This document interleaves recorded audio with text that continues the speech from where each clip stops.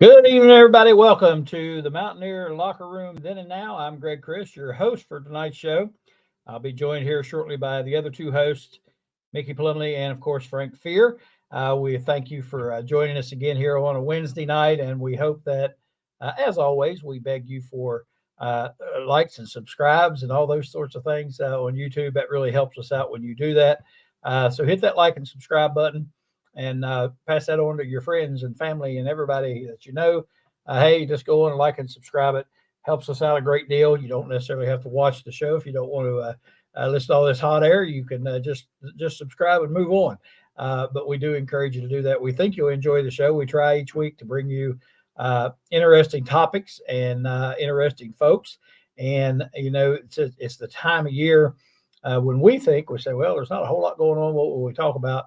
But there is a lot going on, and it seems like every week there's just more and more happening in Mountaineer world, and we're thrilled to be a part of it, and we love talking about it. We encourage you to input with us. You can comment on the screen, ask questions, make comments, whatever you'd like to do. Frank can put those up on the screen where everybody can see them, so we encourage all of our viewers to do that. We appreciate that interaction, and we don't claim to be experts on all this.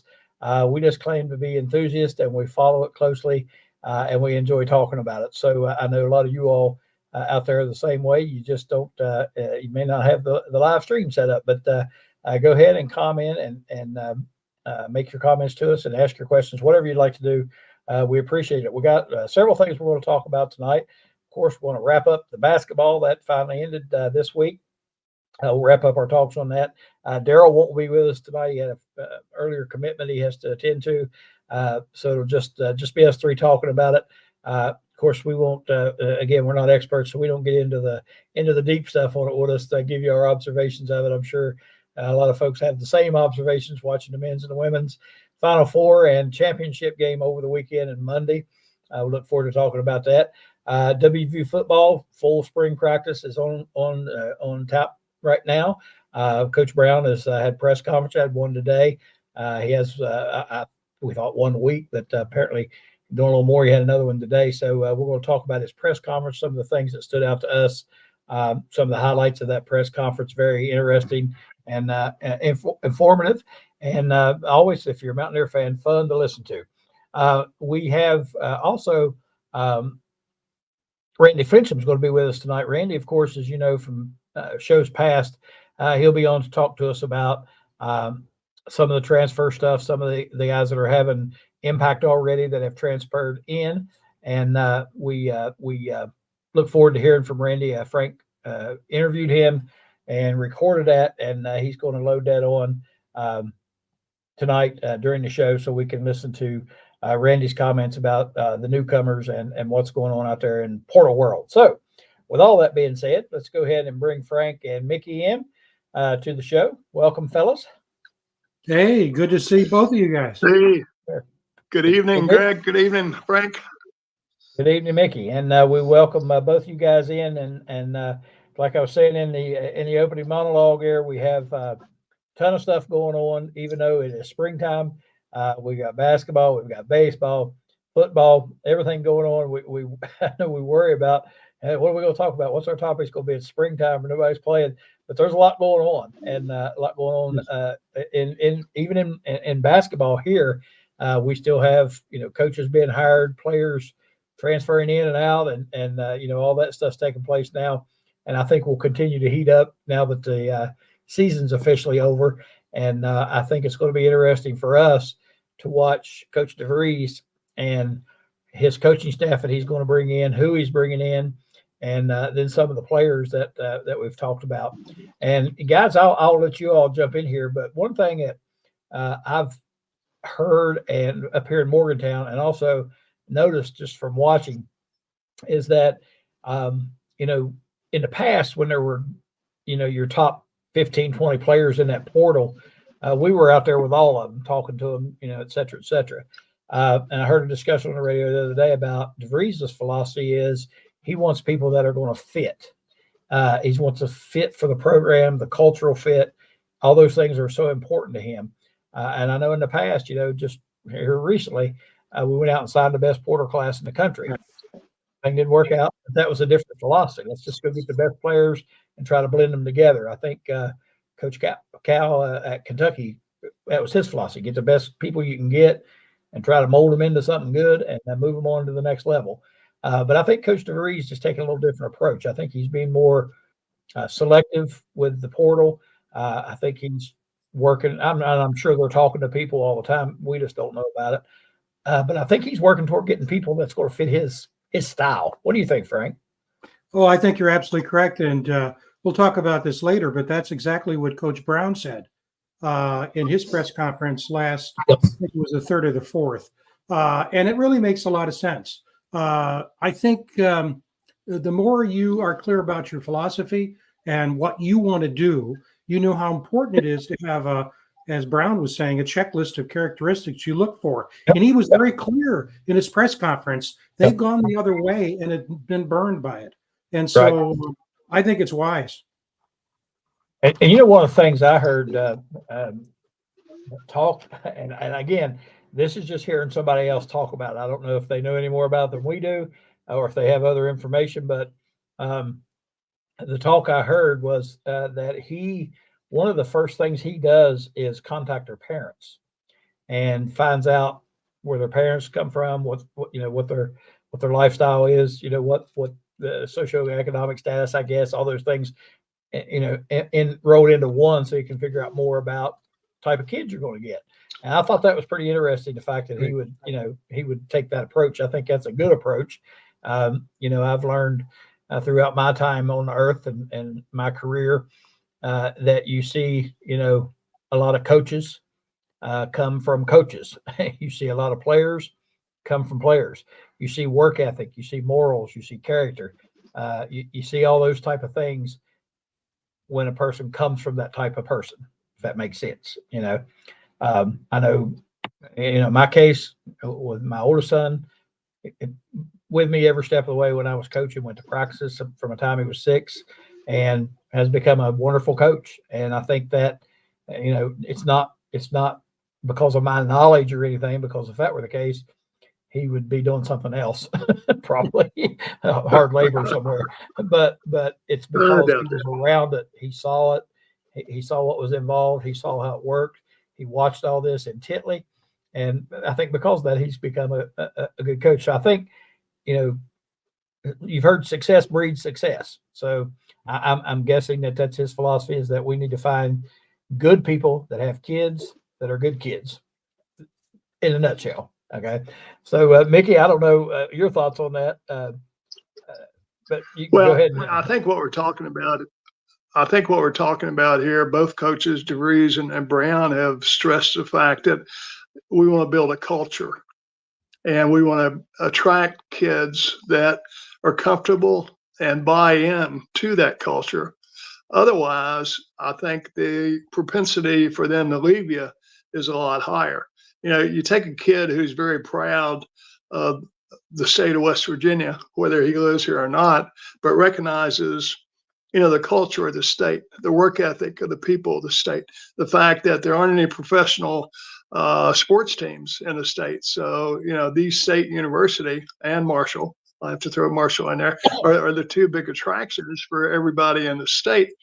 So I think you look for people who have an appreciation for that fact. When you talk about culture, you also got to talk about, the heritage of West Virginia, and the coal miners, the blue collar ethic. And Frank, early on when you were working on your book, Band of Brothers Then and Now, Dickie Roberts said repeatedly the reason he came to West Virginia University was, first of all, he wanted to play for his state. And secondly, he wanted to play for his family. And third, he wanted to play for the coal miners of the Welch area that he came from. So I think if we can find, kids today that have that sort of mentality, that sort of value system, which probably the reason he's speaking to their parents is to find out, what kind of culture, what kind of values have those parents instilled, in that kid, and is it a good fit for the type of program that both coaches are attempting to fill here. So, I applaud them both rather than just, taking the different piece parts and trying to put together something that you can make a winning team out of. A lot more to be said if you follow this approach. And again, I think you increase your chances greatly of someone staying with you 3, 4, maybe even 5 years if they get redshirted instead of being one and done. Yep. Last week we listened to Coach DeVries' press conference. I don't know if you guys noticed or not, but it kind of caught my eye. One of the things he said in the press conference was he was going to be meeting with the current players and seeing where they were at, discussing his philosophy and that sort of thing. And then ironically, we had one or maybe two jumped in the portal the next week. So I'm guessing that maybe that philosophy and plans didn't really jive so well with a couple of them. So yeah, well,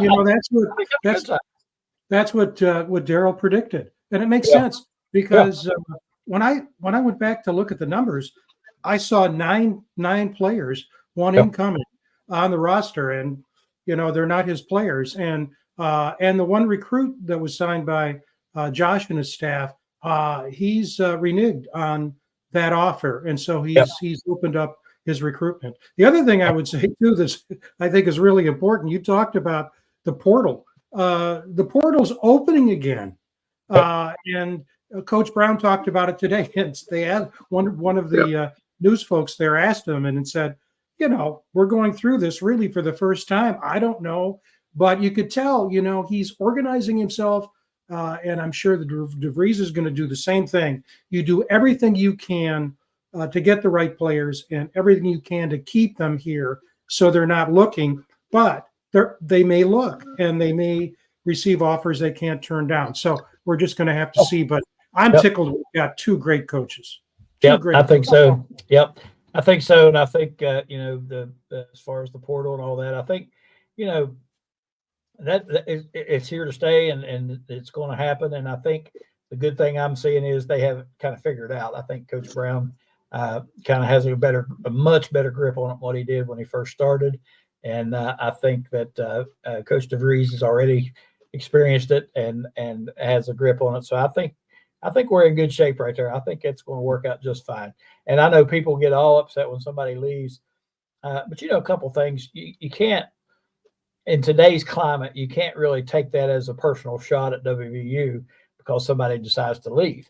There's money out there. There's people talking to them. There's all kinds of factors that go into those decisions, I'm sure. I'm sure it's not an easy decision, but there's a lot of stuff that goes into that and into the portal and people transfer and that sort of thing. So, I feel confident that they've got it figured out, hopefully. We wanted to talk a little bit about March Madness that ended up this weekend, the women's Final Four and championship game. South Carolina knocked off Iowa. And I'll put them together and we'll give our thoughts on both of them. Of course, in the men's game, you had UConn. They defeated Purdue. Pretty good basketball games, and both of them were good games. I thought the women's game, I predicted that UConn might win that thing just because of their experience and the number of times they've been there. But I watched South Carolina play for a little bit, and I realized why they were undefeated and why nobody was going to beat them because they're pretty good. The thing I noticed about South Carolina is they have more than just one really good player. And I think that, I think they just wore Iowa down with their tenacity and their defense and chasing them around all over the place. And they were good enough, offensively. They got the big girl inside, could score. And, I think they held Clark in check pretty well for most of the game. She did end up, I think, with 30 or somewhere in that neighborhood, but they made it tough for her. She worked for every single one of them. As far as the men's game was concerned, I had my son and I had talked about that game, and I said, it's going to be interesting to watch Edie, I think is the way you pronounce his name, Zach Edey, and Klingen, I think is the way you pronounce the kid from UConn. I said, it's going to be interesting to watch those two match up. Now, I thought the kid from UConn, he negated DJ Brown in that Final Four game, and I thought that was huge. He pretty much held him in check. He didn't do much. And then in They had a little different philosophy. It seemed like I think they felt like they probably couldn't stop Zach Edey straight up, so they were just going to guard him straight up and shut everybody else down. And that's exactly what they did. He got his, I think, 37. The rest of the team had 23. And watching UConn, man, what a basketball team! They are so good. And you're sitting there watching. I don't know how many games I watched. I watched every game they played in the March Madness except for the first one. And you sit there and you watch them, and they're up by 4. The game's back and forth, and then you look up and they're up by 12, just like that. And that same thing happened to Purdue. They hit a couple threes. Next thing you know, they're up 12, 14 points. Then they just stay steady after that. They never relent, and they don't give in, and the lead never goes any less than that. And I thought they had a great game plan, and I thought it worked to perfection. And I think they are a really good basketball team because they've got 5 or 6 really, really talented players. They're good all the way around. And so I thought the 2 best teams in the country won both the men's and the women's. Frank, what do you think? Well, I agree with you completely. I had both of those teams in the final. And, if you look at the numbers, those 2 teams went right to form. Klingon, if you look at his stats, points, rebounds, assists, blocks, they were down just a little bit against Edey, but they were right within frame. And then, 3 UConn players play 30 minutes a game.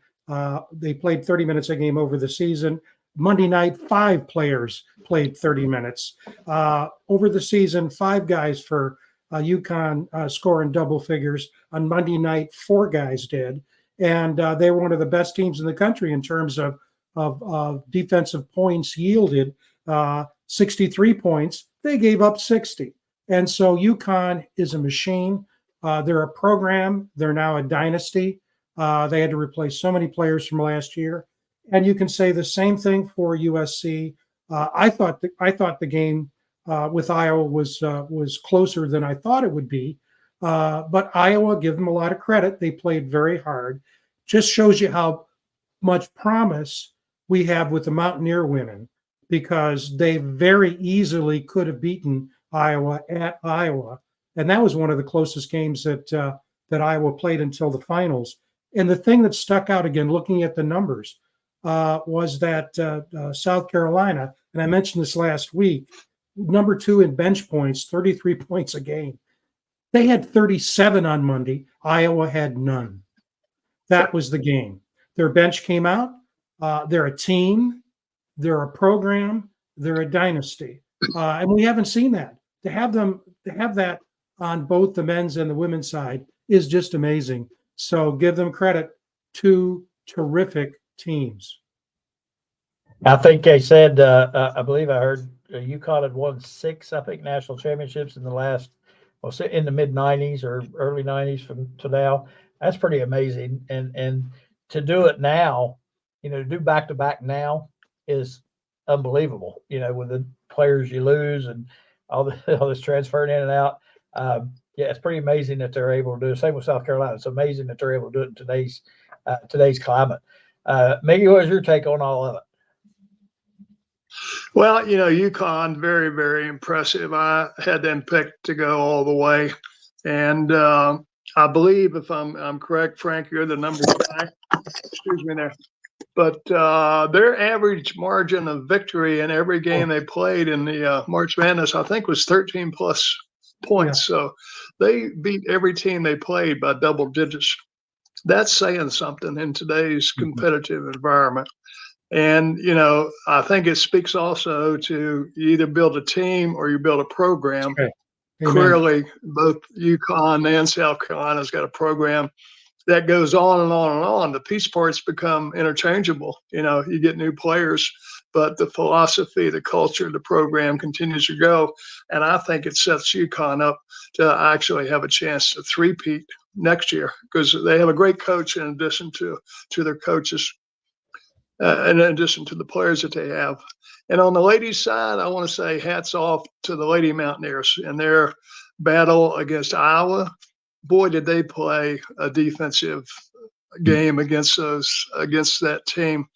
And again, correct me on the numbers if I'm wrong, Frank, but I think that Iowa had been averaging close to 90 points a ball game. And the Lady Mountaineers held them to 67 or 68, Yeah, I think yeah. it was the final score, maybe in Good the low call. 70s. But they just played a terrific defensive basketball game.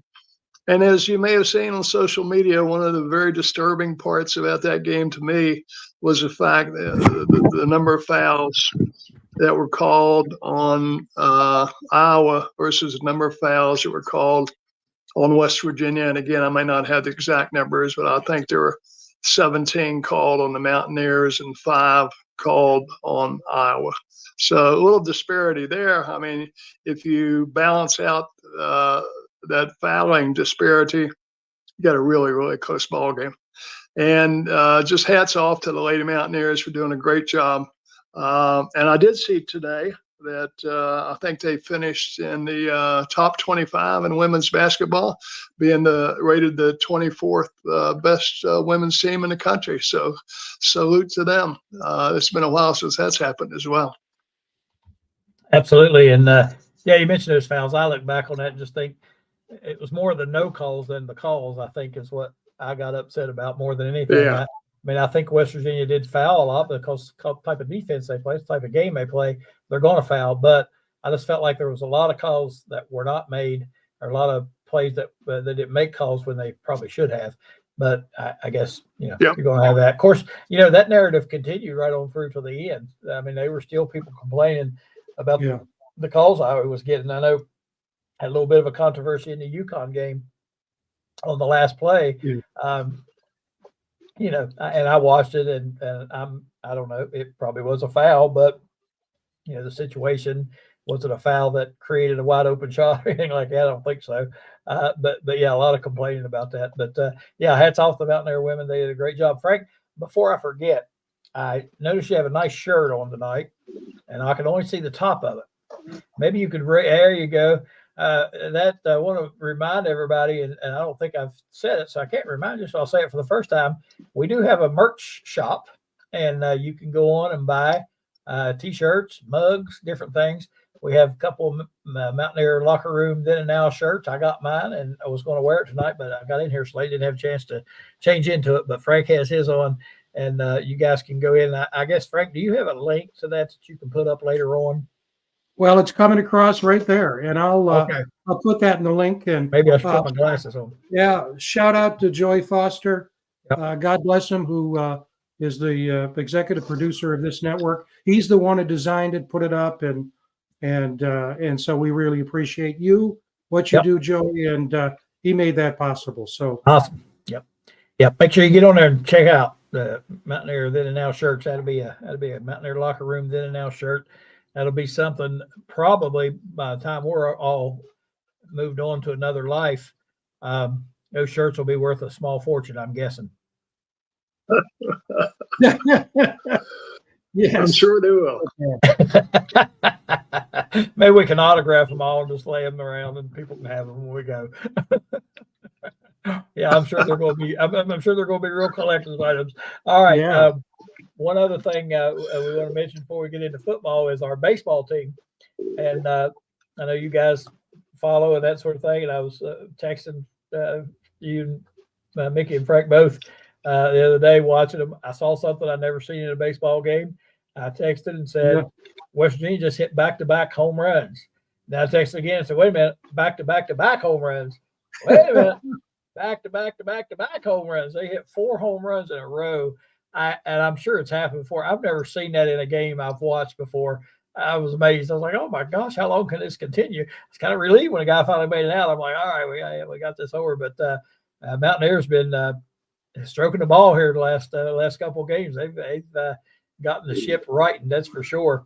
And they swept Kansas, and that back-to-back home run game was the last of 3 that they swept. They are now tied for first place in the Big 12. We were talking a week or so ago where they had dropped down to 4th or 5th in the Big 12.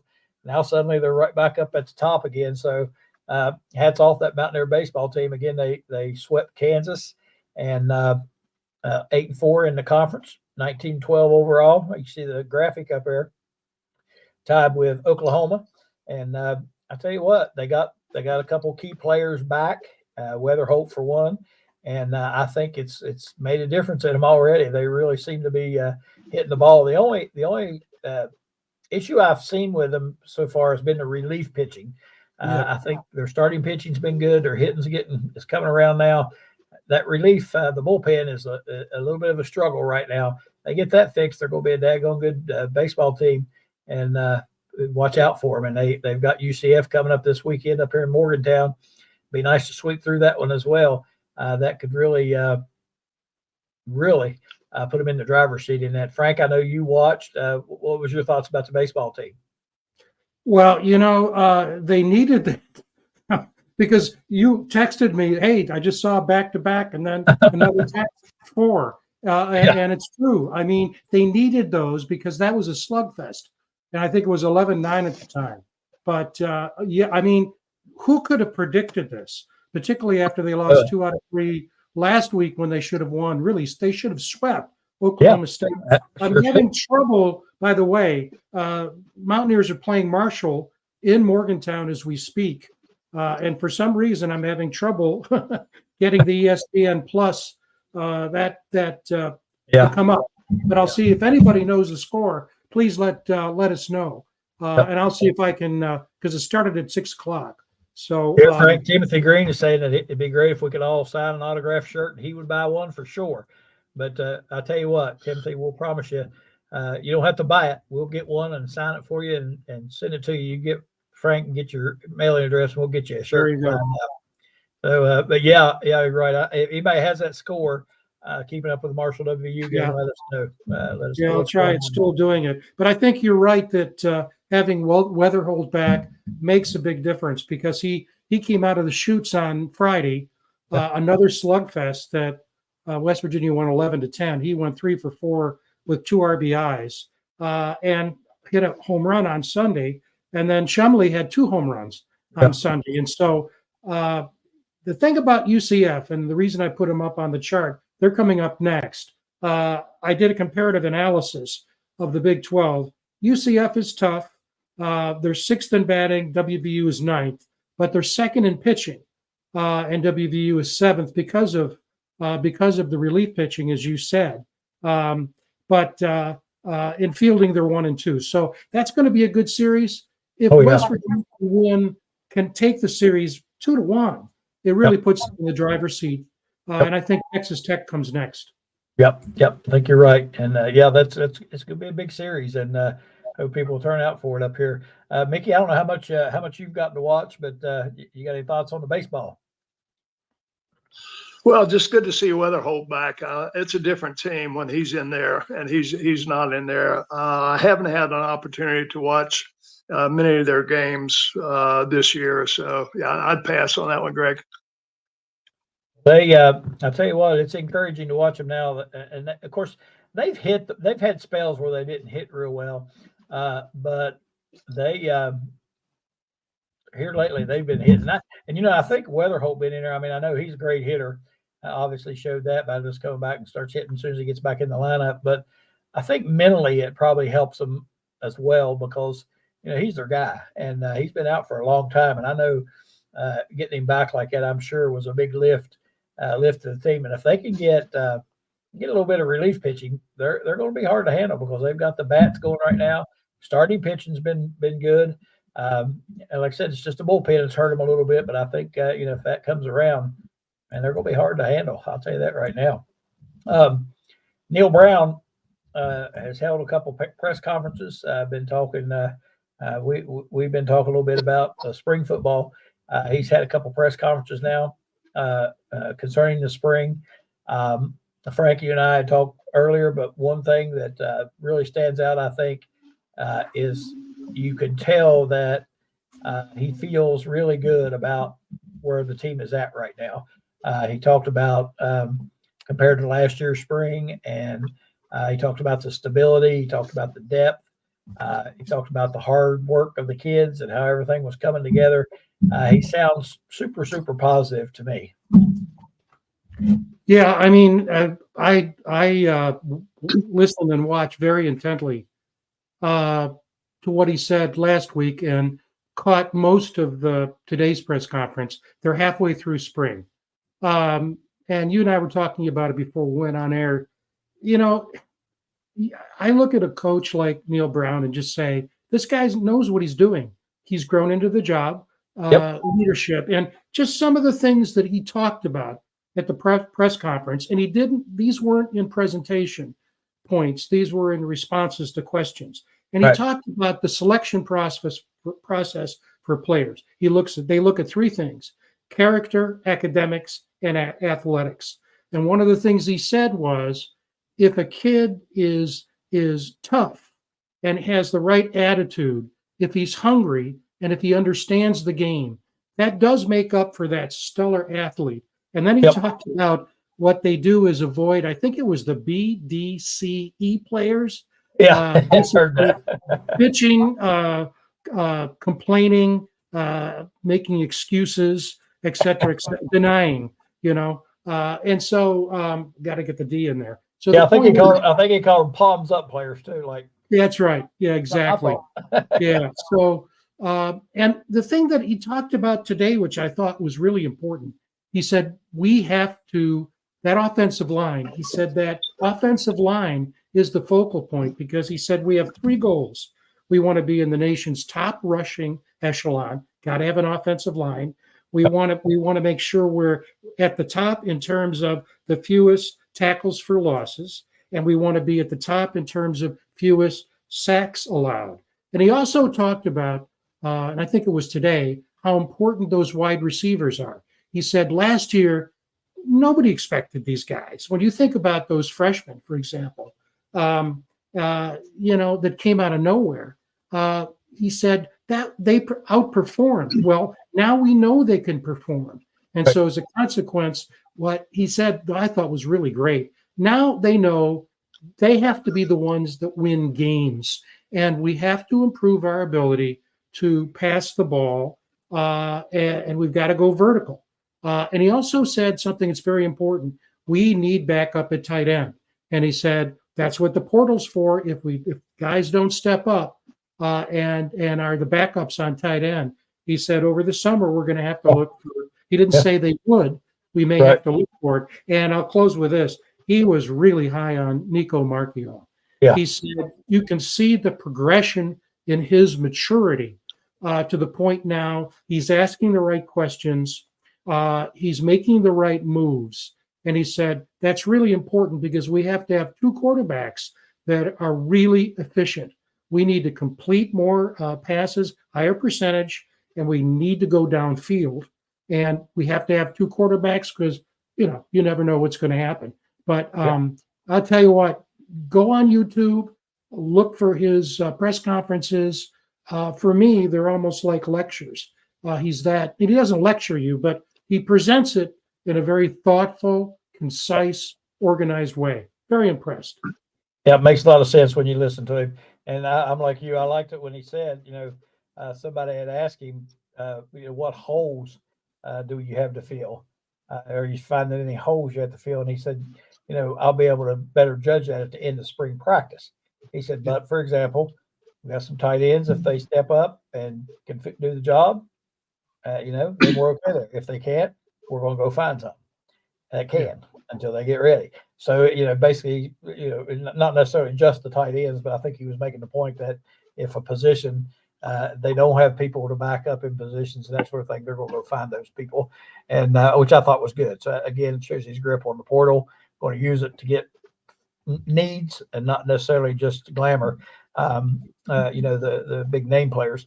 But I'm like you. Yeah, he just he praised Nico. And he's been talking a lot about Nico. And I've read several articles from the writers up here who go to practice and that sort of thing. What a big step he has taken in his game. And his body looks better, bigger, stronger, throwing the ball better, got a better grip on the offense. So, yeah, that's encouraging to know, that you got that person there as, potential starter, and if not, great backup. Mickey, what's your thoughts? Well, I had an opportunity to listen to his most recent press conference, and there are three things that I think he basically honed in on that are going to be keys to our success in the fall. And from what he's saying in the press conferences, I think he's very satisfied with the way things are coming along in those three areas. The first one, obviously, is going to be, the revamped offensive line. And I think, I'm not just saying that because I played on the offensive line, but it's a key part of any football team. If you don't have the horses up front with the speed, with the agility, with the mental acuity to deliver on the plays that have been called, and you're going to be in big trouble. So I think, one key in that regard is going to be how good of a job does Brandon Yates do of replacing Zach Frazier. They've moved him over from tackle to make a center out of him. And since Zach did go down and wasn't available for the Duke's Mayonnaise Bowl, Brandon did get to play center in that game and did very, very well. But, the center on the offensive line is a lot like the quarterback is in terms of his compatriots on the offensive line. But you got to keep in mind, too, that one of the things he pointed out is that we have about 7 returning starters from the offensive line who didn't start every game, but have a lot of playing experience. Now, that offensive line, last year, and again, Frank, correct me if I'm wrong, but I think we led the Big 12 in rushing offense last year with about 229 yards per game. If my memory serves correctly, 229, 230 per game. And we led the league in the fewest number of sacks allowed in the Big 12 last year. Of course, I think that might be a function of the fact that we were primarily a run-centered game rather than, passing centered game, which, brings me to the second point is, and Greg, you mentioned it here, the receiving core. There's going to be a lot of pressure on those guys this year, I think, because last year, Hudson Clement totally came out of nowhere, was a walk-on, got to scholarship for his performance. Rodney Gallagher, Traylon Ray, those guys, nobody expected them to perform at the level in which they performed last year. This year, they're going to have a target on their back. They're going to be, defensive secondary cornerbacks that know who they are now, and they're going to be a lot more familiar and working a lot harder to defend them. So you've got that receiving core. Plus, you got the kid from Oklahoma State to transfer it in too, Jalen Bray. And it looks like he's going to be a leader of that group. At least he's, everything I've seen or read, he's stepped up as the leader of the receiving core in that transfer end position they made. And then you have another kid from right there in Morgantown that played a little bit last year, but they're expecting big things out of him. He's doing very well in spring practice. His name is Preston Fox out of Morgantown High. Oh, yeah. Yeah, and he's going to be a player, buddy. And I saw another press conference where they said he's put on about 15 pounds over the off season through the weightlifting program. So I'm looking for big things from him, which brings me to my third and final point here.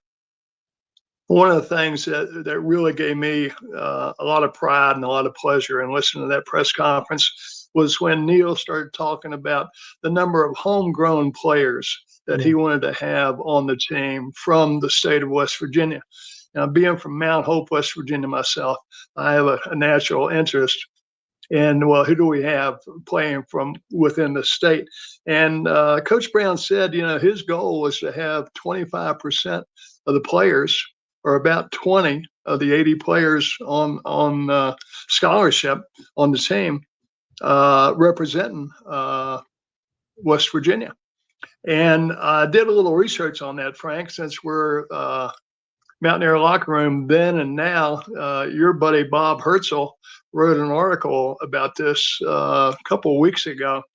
He went back and did some research. Last year in one game, we had 6 starters playing, and it may have been the Duquesne game. I forget which one it was, but 6 of the starters in that one game all came from within the state of West Virginia. Now, the last time that we had that number of starters that came from almost heaven was back in 1954, back when there was a 1 platoon system.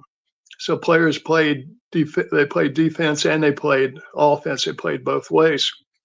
And I'm proud to say that in the 60s era, and Frank, coming from a then and now era, our 1969 team had 8 players from the state of West Virginia who started on that team.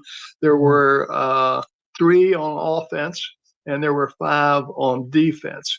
And it's been that long since there's been that number of players.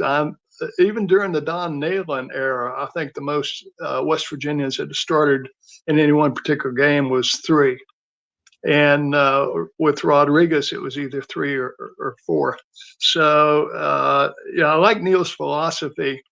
And I think it does so much, to instill the pride in the team and the interest in all of the West Virginia Mountaineers that follow the team. So I think those three areas are going to be key to how things come out, in the fall. And I'll just finish with this. I did listen to another press conference from this new outside linebackers coach, Victor Cabral. And boy, is he an impressive guy. Yeah. I tell you, I had not heard him speak before. And he came from the other team whose moniker is the Mountaineers. Anybody want to guess who that is? Appalachian State Mountaineers. Appalachian State. And boy, he's been in coaching for about 17 years. He and Coach Brown had a relationship prior to him being in Appalachian State when Coach Brown was at Troy. And actually, Victor, kind of well known down here in the Atlanta area because he was also a coach at Georgia Southern previously before he moved on to Appalachian State. And there's one of the outside linebackers that he has a relationship with and has had a relationship with from his high school days. So they were kind of reunited, him coming on as the outside linebacker coach. So a lot of good things happening during the spring ball, and Coach Brown certainly sounds satisfied with everything, the way it's going so far. And I would add to it, I was going to add to it, Mick, is that you're talking about Preston Fox. He's not only put on weight, but he's faster. He said in today's press conference, they timed him, and he's increased his speed. He said he has a lock. He's our punt returner.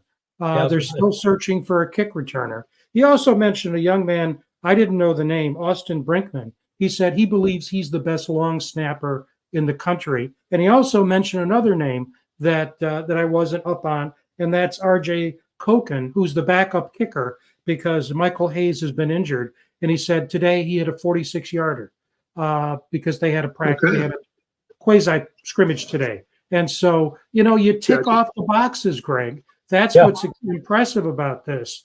He's got this 360, and as you said also, Mick, he's surrounding himself with really good coaches, and he's structuring this. He said, we're trying to keep the weekends open, which loads the week up for practices, so that, she said the morale's gone up because the players know they're not going to have to come in on the weekends, and neither are the coaches. And so I'm just impressed, period. Yep. Yeah, and I know, back up what Mickey said, the offensive line, of course, is the key, always is the key. And I think listening to him talk about his offensive line, he sounds very positive about that offensive line. And I think like you said, tickled to death. I think we're headed in the right direction. And we had, we've been talking about transfers, portal, that sort of thing. Frank, you did an interview with Randy Flincham there a week or so ago. He stays up on the portal. He watches it, knows the transfers in and out. He knows it all about that. So we're gonna cue you up and let you go ahead and get Randy's interview up. We'll listen to that and come back and talk a little bit about that after you get it up. Okay, bear with me as I bring this up. I thought Mickey was going to sing and dance while we. It would be good because I have no way of hiding this. But let's see how quickly I can bring this. Yeah, up. I know. I was trying to drag it out. That's right. Keep on talking. Keep on talking. For those who don't know, Frank, while you're bringing it up there, I might mention. It's always a pleasure to see my good friend Randy Flincham. Yeah, Randy from Virginia, played ball at West Virginia, offensive lineman. Tackle, I think, is the right way, at least the way that Randy describes it, and how he really does follow Mountaineer football really, really carefully, looking at personnel and so on. And we've had him on the show before talking about recruiting, both portal and through the high school route. And he's been watching spring practice very well and how the guys are doing. And so, Randy, we're pleased to have you with us again, buddy. All right, Frank. Thank you. It's a pleasure to be here. Anytime you get a chance to talk about WVU football, it's a good thing. I just had some remarks about spring ball and some things. We got to remember first, though. What you're hearing from me is opinion and speculation, just from what I've read and been able to pick up on them, what they've been announcing there in Morgantown. One thing to remember too is they're just now starting into pads this week. So most comments coming out of the football program up there have been really concerning guys' movement, who's in shape, who's strong, and all that type thing. One thing to remember too is we lost, let's say, 6 players of consequence from last year. Some guys that transferred out. Mike Lockhart was a nose tackle. He transferred to SU. Hershey McLaurin, safety, played quite a bit. He transferred to Houston. Jared Bartlett, who had been an on and off starter at least the last 2 years, transferred to Cincinnati. James Hurd, who the coaches really liked and they felt was going to be an outstanding player, as a true freshman, transferred to Syracuse. Justin Johnson, running back for the last 3 years, has not hit a school yet, has not found a school yet in the portal. Surprising. Yeah. Well, I talked to some other guys and they thought he might be holding out for a little more money or waiting until after spring and see who really needs one. And then Tomiwa Durajai, who came to us last year from Kentucky, has transferred to Miami, Florida there. So we lost 5 defensive guys who played quite a bit. Yeah. And one running back. And that ties right in, I think, Frank, to the portal transfers that came in. One guy that they've really talked quite a bit about is a young man named Jaden Bray. He's a wide receiver, 6'2", 200. He's from Oklahoma State. Scored a touchdown against us last year. He caught 48 passes and for 686 yards and had 4 TDs. And he's really impressive with yards after the catch. They feel he's really explosive, and it's going to be that's the only transfer addition to the wide receiver room. Most all the other transfers are defensive guys. You can see there on the chart you have. We lost our starting 2 corners this year in Malachi and Beanie. And we brought in 4 transfers besides high school kids. Aiden Garnes came in from Duquesne, and they saw him play last year and liked him, and I guess went out and got him. TJ Crandall is a kid from Colorado State. It's a tall corner who played quite a bit for Colorado State last year. And a young man named Garnet Hollis is another corner who transferred in from Northwestern. Plus, a young man that you're quite high on from last year who was hurt and didn't play is Montre Miller. So we've got 4 new corners coming in to compete with the guys that are already there. So, I mean, you can see that there's a definite trend to defensive players that we brought in through the transfer portal. I know there's a couple of defensive lineman transfers that the coaches have talked about quite highly. A young man named TJ Jackson, an outside linebacker, Ty French, who transferred here from Gardner Webb, and I guess that would take care of those 2. And an offensive line that came up from Jacksonville State, who's originally from South Charleston. We wanted him as a preferred walk-on. He went to Jacksonville State, played for Rich Rodriguez down there. Was coached by Rick Trickett. and he really came on. Has really changed his body since high school, and they're just super high on Xavier Bowsley. Again, he's an in-state kid and a guy that's that they feel really has a chance. So that's 9 transfers right there that are coming in, mostly on defense. And then you throw that in with, we have 6 freshmen, true freshmen, kids who were in high school first semester, who are there in the program now. And almost all of them are defensive players too. The outside linebacker, Obina Onwuka. We've got a defensive tackle named Elijah Kisler, a defensive tackle named Nate Gabriel, 2 safeties, Zach Jennings from Cincinnati and Israel Boyce, and a young tight end named Jack Samarco. Now, they're really high on Zay Jennings. I talked to someone up in Morgantown there, and they felt like out of all the freshmen in the program right now, that Jennings might be a standout, a guy that they felt could really be a player. Tell right there. One thing I'm really excited about with the Mountaineers too is we've got some young linebackers who can really move well.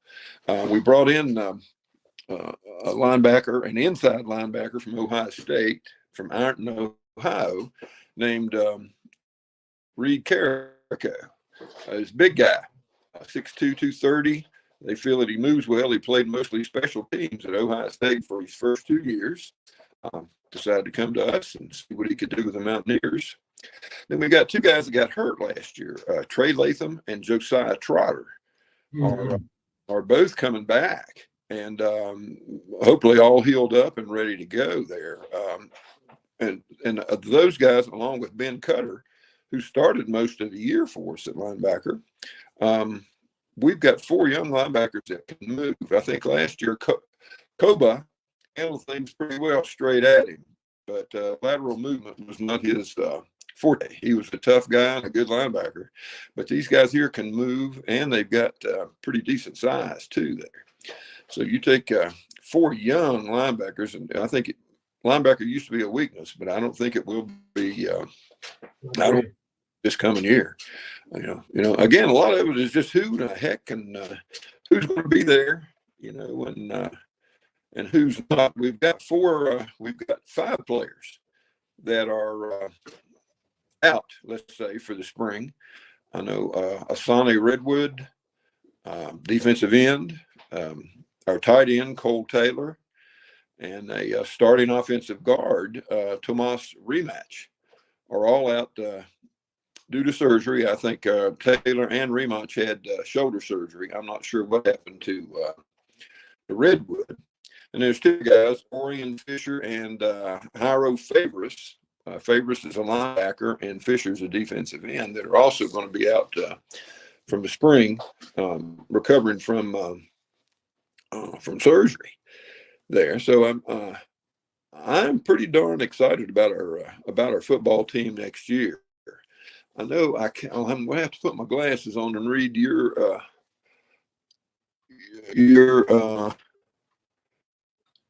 poster there or whatever. Guys that'll sit out the spring, limited during the spring, C.J. Donaldson, but we've got some young running backs that's going to give an opportunity to. Now C.J. will be working; he'll be working during the spring, but I think he's going to be on a limited basis, so he'll be ready to go in the fall. I'll tell you this: if CJ didn't get his butt in gear now, Braylon Anderson, they really like. He's really changed his attitude and is coming back a lot better. And then Jaheim White are guys that'll give him some competition. And there's 2 freshmen coming in too. So let's hope CJ gets well and gets his mind right and comes back and gets after it. I know Bryce Briggs, an offensive guard, also is a young man who's going to be limited during the spring, that they like and that they hope he'll be ready to go by next year. Out of all, I was reading a publication, out of all of our transfers, one thing I saw is that they felt that rather than Jaden Bray, they felt that Ty French, the young outside linebacker, defensive end type guy from Gardner Webb, was really the most outstanding guy that most outstanding transfer that we had signed. I'm really anxious to get up there in the spring, get on the sideline, and I love just stand beside these guys and give them the eye test. I was a 216-pound offensive tackle, and these guys are 316 pounds. That's right. A lot of things have changed in the last 50 years or so, right? Yeah. I'm thinking as you were talking about that, your summary there, Randy, that what a difference a year makes. When you think about the commentary on the Mountaineers last year at this time, particularly with the predictions coming out that Mountaineers would be 14th in the last in the Big 12, and totally different this year. But as we talked about last week on the show, if you think about what Coach Brown's saying and what he's doing, really, you can see that it's building and it's building and building, and can't think of a more important opening game not only from a program building perspective, but from a national perspective than Penn State in late August. So I think by the time we get into August, it's going to be Katie bar the door, so to speak. Oh, I agree. And it seems like there's just last year, golly, it was almost we dread the season type thing. Are we going to be any good or not? And now, the attitude, I think, of the team too is much more positive. Everybody's, I think, on the same page. I think the state feels that way too. I haven't heard anything about season ticket sales yet, but I bet they'll be a lot better for this year. Got a great 7 home games, great home schedule too. I'm excited about Mountaineer. Well, thank you. I'm excited about having you on the program, and we're going to have you back again. Particularly, you're going to be up there for the spring game and also for a couple of games during the season, Randy. We really appreciate your taking the time to be with us. A lot of insights there. Any final comments? Well, I'm holding out for my NIL money, Frank, but I'll be glad to come back for sure here. Yeah, no, all we do is $25 a month meal money. You got to make that last the entire month. Hey, I was used to that in college. That's what we had. No. Thanks, Randy. Really appreciate it. You take care, buddy. All right. Always a pleasure.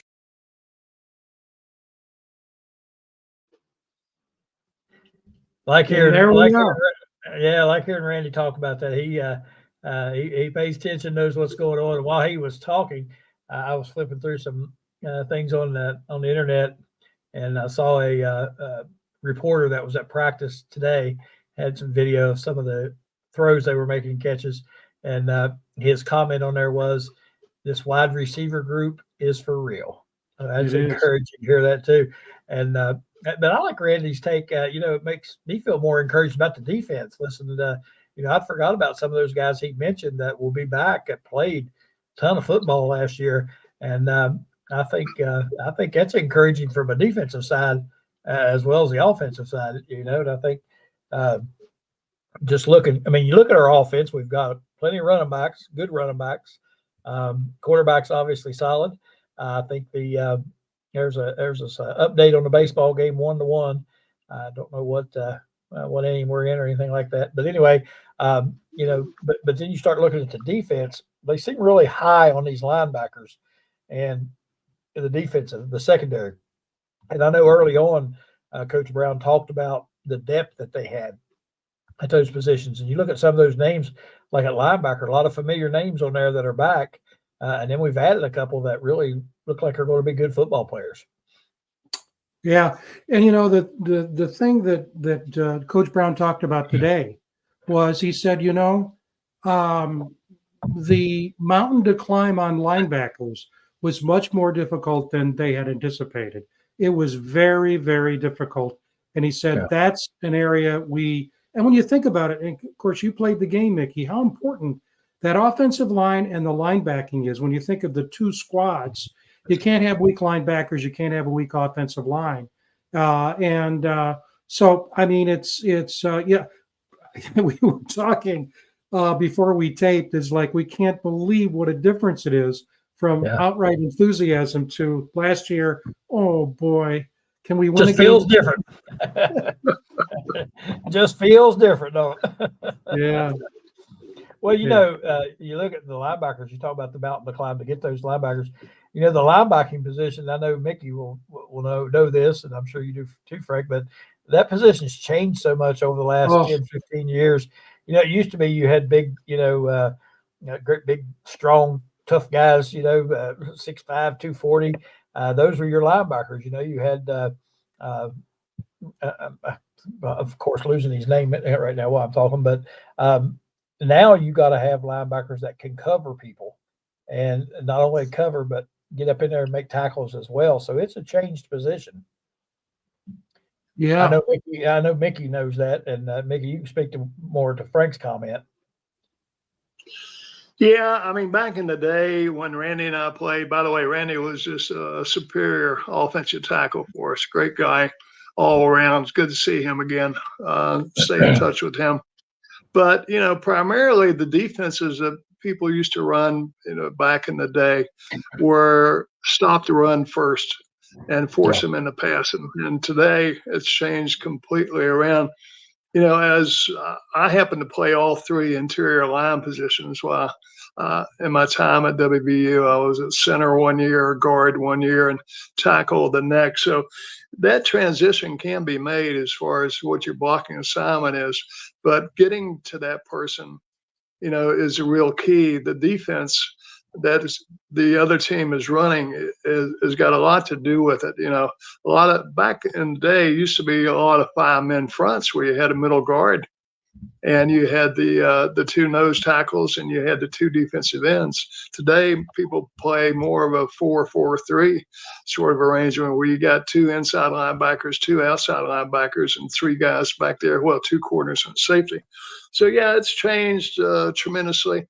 You got to be, those guys today have got to be, well, as they used to say, agile, hostile, and mobile. Mobile, yeah.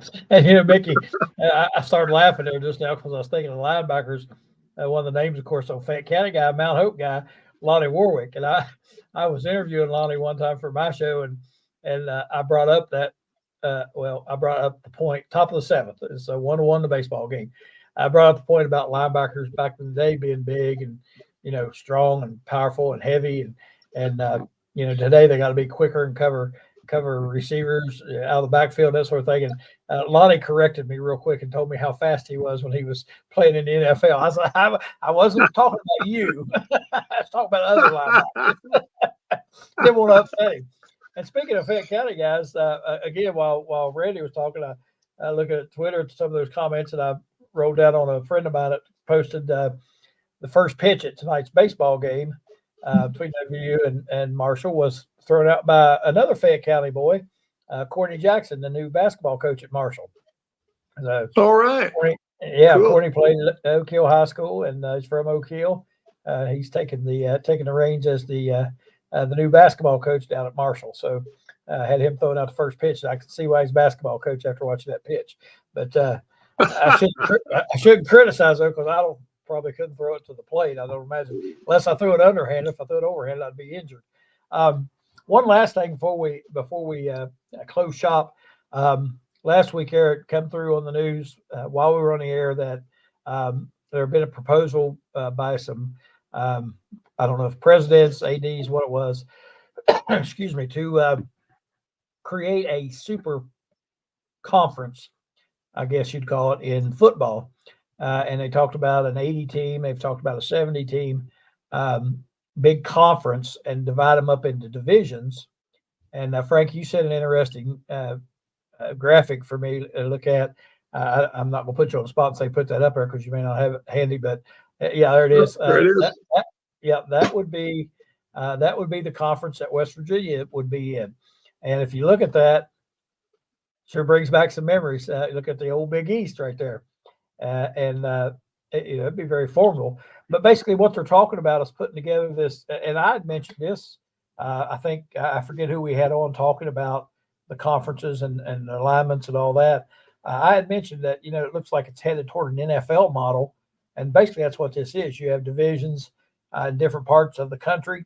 and those divisions within the divisions. Then you have conferences, like the North, the South, whatever, and then you play it off down to a Super Bowl, if you will.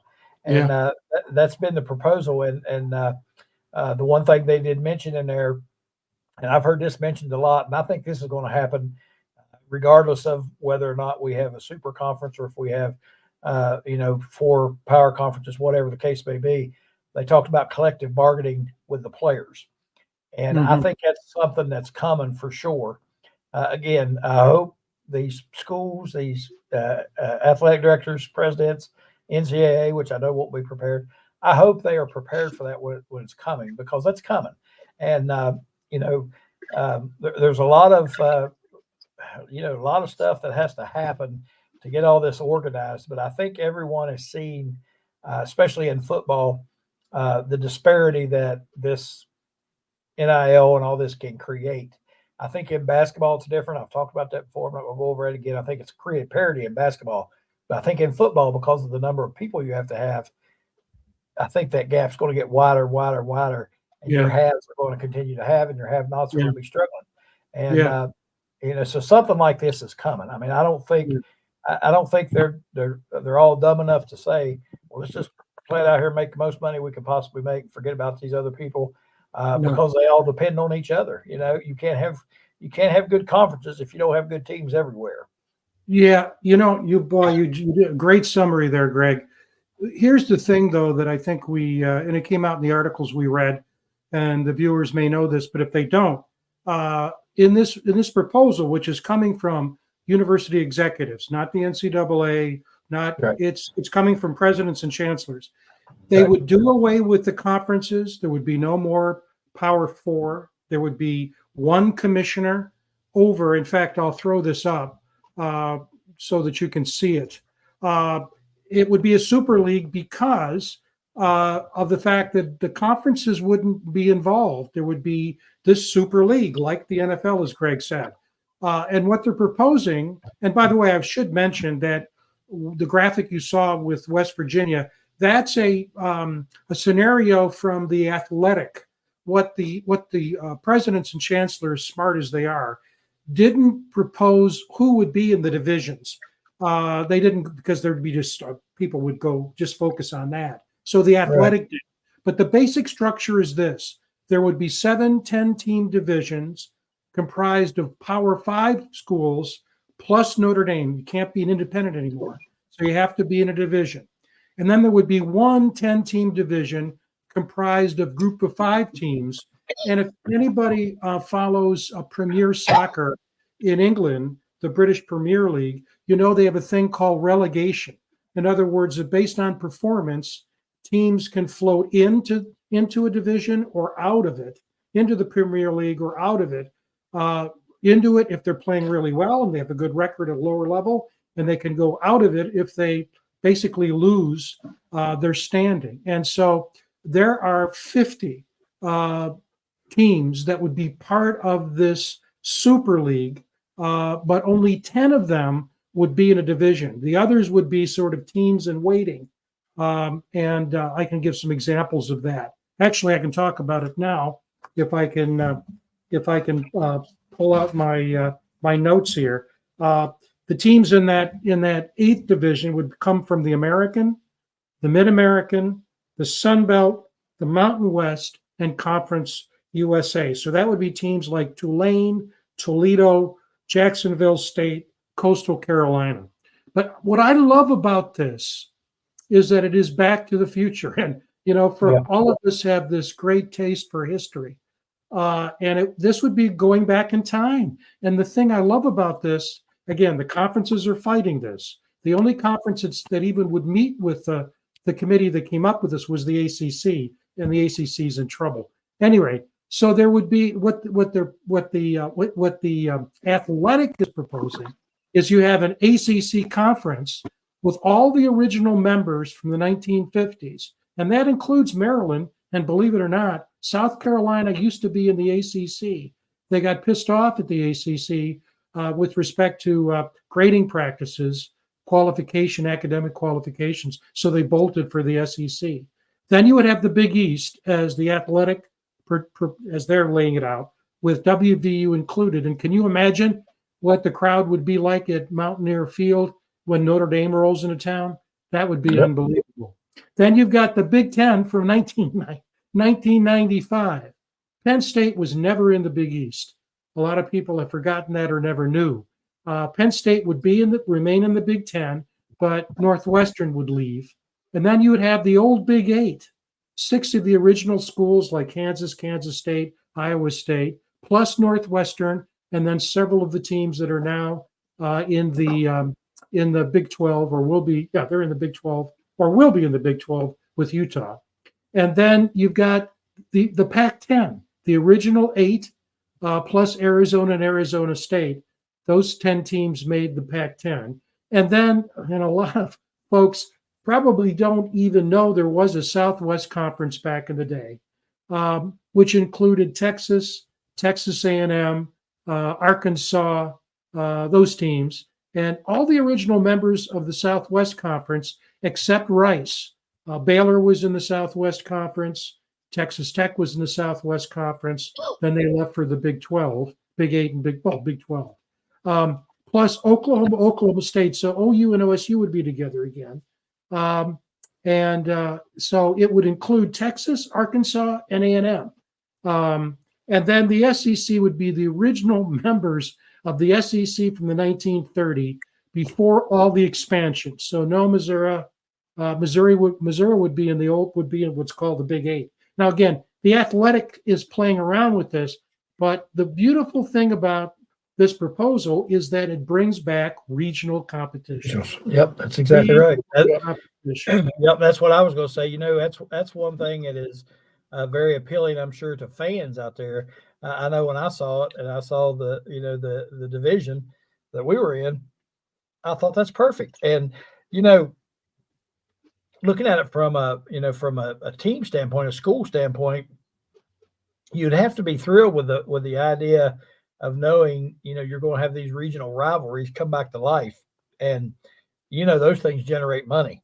And I think the TV networks would get behind this as well, because that would be huge. I mean, you start to get these rivalries going again. And those are the games that people watch. And if you look at any, ratings things where they show how many people viewed games, you look at Michigan, Ohio State. Well, that's what everybody watches, And I know we had talked about it before that, people are going to have to pay these streaming services to watch games. And you and I talked, Frank, about what the games, would you pay to watch, say Rutgers and Purdue play football? Probably not. But if it's Michigan, Ohio State, you're going to pay to watch it. So it's clear that these rivalry games are huge, and they're huge money makers for the TV networks standpoint. They're great viewership. And I just think that from a fan's perspective, this is an awesome idea, because I think the fan bases are getting kind of tired of all this jumping around, changing conferences. I think the fan bases are getting weary of that. And I just think this is a good idea. I know a lot of people don't want to see it to go that way. Well, that's just like the NFL. Well, yes, it is. But we're in an era where people are getting paid to play, basically, and we might as well embrace it and try to figure out which the best way to do it. That's right. And I think, Mick, before you share your thoughts, and I would like to hear them, this would be 130 teams with one commissioner, 130. So there would be 80 teams that would be in the game, and another 40 that are always, contending to get in there. So it gives a chance for a team like James Madison to really show its stuff and be rewarded for it. A team like Coastal Carolina, and it doesn't exclude anybody. So the Northwesterns, the Vanderbilts, they're in it. They're not excluded. But let's face it. The big stumbling blocks have names. Big Ten and SEC will fight against this. Yeah, fight against this. Yeah. Oh yeah. I think another thing. 100%. Another thing the fans would like about it, me included, is this would take away that who's number 17. who's number 16 going to get in, who's number 13 going to get in, Florida State getting left out because they're undefeated and one, et cetera, et cetera. I think it would eliminate that. And, you play the games. You play in your conference, your division, you win your division or get a wild card or whatever it is you get, you advance. If you then right. you lose, you're out. And I think people are okay with that. Give us a chance. We want to play. And I think that it would eliminate some of this objective selection of these teams. That's right. Mickey, sorry. And a 16-team playoff. Right. Go ahead, Mickey. Yeah, I love the regional rivalry aspect of it. It brings back what we all grew up with. It saves money for the university in terms of travel expense for the teams and to get all the way out to the West Coast and play one weekend. And it saves money most of all for the fans that want to go see their team play. In the Big 12 right now, I think our closest away game is like 712 miles away. So, that just doesn't make sense when you think about it. But I love the regional rivalry aspect of it. And I like the fact that you can play in, you can play your way into the system. As Frank mentioned, the structure is somewhat like the European Soccer League. And, finally, I'll just mention that early on in our broadcast, when we first started Mountaineer Locker Room Here and Now, one of our first subjects was conference realignments, if you guys will recall. In the first three shows, we talked about that. And one of the three panelists here, I'm not sure who it was, but one of the three panelists said that they eventually saw something like an NFL model developing out of all of this. Yeah. Do you guys remember who that might have been? I don't remember, but I do remember it being said. Yeah. And I'll tell you something else too. You talk about fans going to the games. Back when I first got out of college and started working, I had season tickets, and and I love coming to Mountaineer Field watching games. But one of the best times we had, and some of the most enjoyable times, was going to these away games because we could go to Pitt, we could go to Virginia Tech, we could go to Maryland. We could go to all those games. And we had a blast doing that, and we traveled, and Mountaineer Nation traveled, and they'll go to those games, but I can't, and I won't go 700 miles to watch a game, unless somebody's paying me to do it on the Voice of Voice of College Football pays me to go. I'll go, but yeah, I mean, to me, from a fan's perspective, I think it's awesome. I think it's a great idea, and I'm like Frank, I'm also a realist. I'm like Frank. I know the SEC. And the Big Ten will fight that tooth and nail because they want it all. Basically, they want it all. Well, listen, guys, we are running unbelievably short of time again. I don't know how this happens. We always talk about what we're going to talk about, what we want to fill air time with, and then we start talking. Before you know it, hour and a half's already gone. So we're at that stage of the game, and we see the score has been updated. WVU 2-1, top of the seventh. So we're ahead. So let's go. Get that bullpen cranking tonight.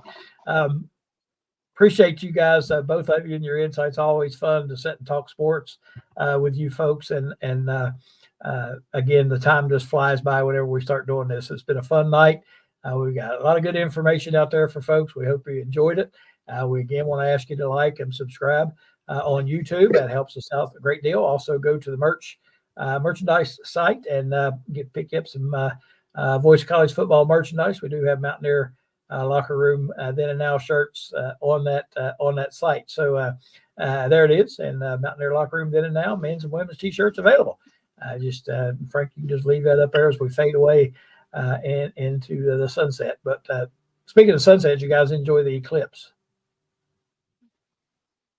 Yeah, down in Florida, there wasn't much. It was 50%. I was gonna say you probably didn't see much. What was really a lot of fun was watching the people who were watching the eclipse. That was the fun part. Yeah, we got a pretty good view in Morgantown. It was pretty amazing, really, to watch it through those glasses and to see the little sliver of sun still peeping through. Pretty neat stuff. All right, guys, we're going to get out of here and sign off for the night. I appreciate both of you again. Enjoyed talking to both of you. A lot of good information. We look forward to seeing everyone again next Wednesday night here on the Mountaineer Locker Room Then and Now. Greg Chris for Frank Fear, Mickey Plumley. Have a great evening, everybody. Bye-bye.